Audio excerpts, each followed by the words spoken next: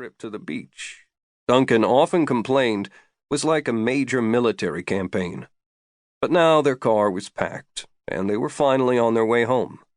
Luckily, home wasn't far away, especially since Michael had decided to sing 100 bottles of beer on the wall. Stella made herself heard over her brother's singing.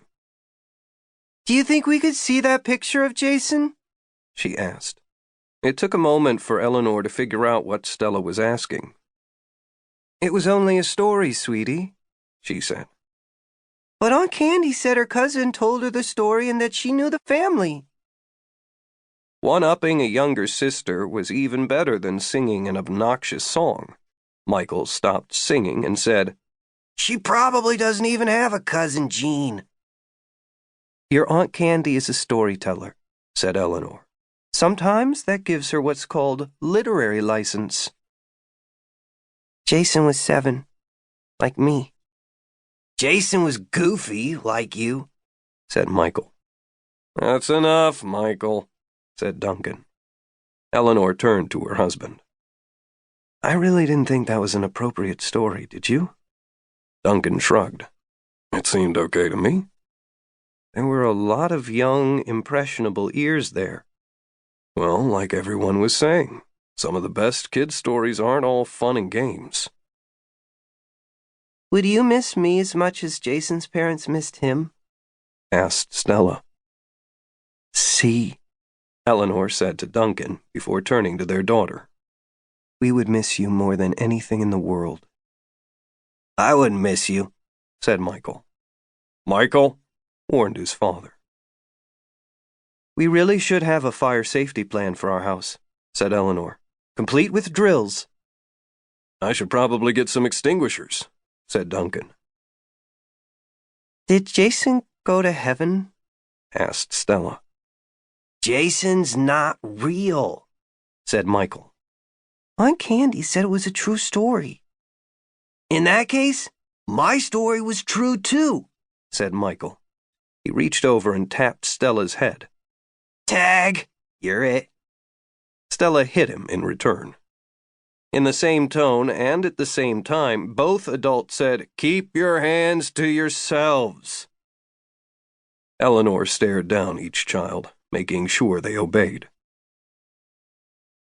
"Mom?" asked Stella. "Do you think Jason's happy now?" Eleanor smiled at her daughter. It wouldn't surprise her if Stella ended up being a doctor or a vet. She always wanted to tend to the hurt or needy. If Stella had her way, they would have adopted every dog or cat in San Diego County looking for a home. "Honey, I don't think Jason really exists. He's like Winnie the Pooh or Mr. Toad." "Or Casper," Stella offered. "That's right.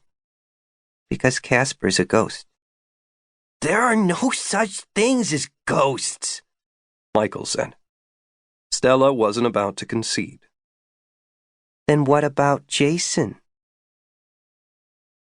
The Pierce's Del Mar home was a little more than a mile from the beach. They never would have been able to afford the property if Duncan's parents hadn't previously owned it. There was nothing fancy about it, save for its proximity to the Pacific. Still, it was a comfortable home in an upscale neighborhood. "Take off your shoes," Eleanor told her children.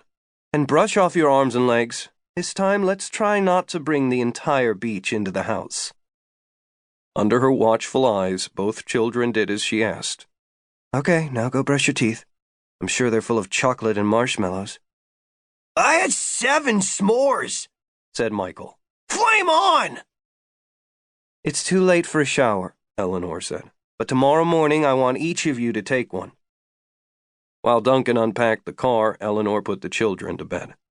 Michael didn't let her fuss with him too much, reluctantly presenting a cheek for her to kiss. He was getting to an age where he liked to think he was grown up. But Stella enjoyed letting Eleanor sit on the bed and brush her hair. When she finished, she leaned down and kissed Stella's forehead. "Do you want me to close your curtains?" she asked. Stella shook her head. She liked to fall asleep looking out her window at the night sky. When she started singing one of her favorite rhymes, Eleanor joined in.